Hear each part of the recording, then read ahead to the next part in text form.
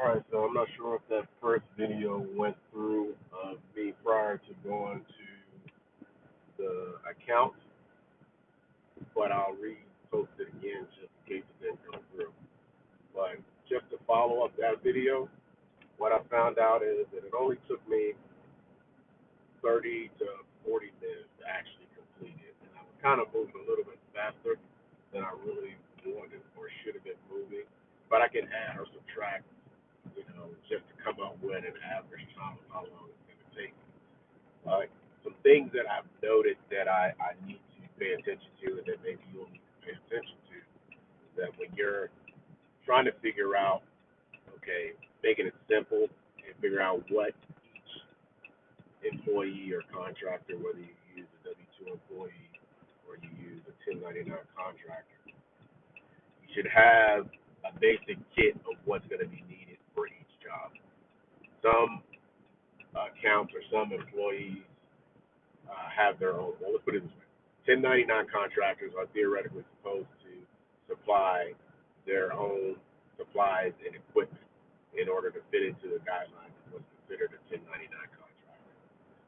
But if you are going to supply the account, you should know what needs to go to that account. So when that person comes to pick up the equipment, or kit is what we call it, the cleaning kit, you should know what's needed for each location, how much is needed for each location, and that'll help you decide when you'll need to re-up your supply. So what I realized with this location, because it's a location where contractors are still doing cleaning or renovating or what have you, project, you need to put some type of sign that says that the bathrooms are closed, because if not, you keep getting interrupted by, can I use the bathroom? How long is it going to be? So if you have a sign in the future, that'll kind of negate that. You don't have to sit there and waste time trying to tell people, multiple people, that bathrooms are being served. Another thing that I also realized is that you should always have a checklist of the order of things, the way things should go. You don't really have to. That can be done in your training videos or your training program, which you should have for each employee, because everyone doesn't clean the same. You have people that clean that are a little bit more detailed than others. And when you're hiring people or you're bringing people onto your team, you want to make sure you hire people that are in line with your core values or your competencies of what you want your the image of your business to be. So you want people that are having attention to detail. You want to kind of hire people that kind of exude that characteristic. Now, how you figure that out? Questions and just trial and error kind of helps you out, but there's no like way you can spot somebody just off of an interview to figure out what type of person that is. But that's neither here nor there. So you want to have that in line. You want to know, okay, you want to work top to bottom to kind of uh, restrict you or kind of minimize you having to go back over something you've already done.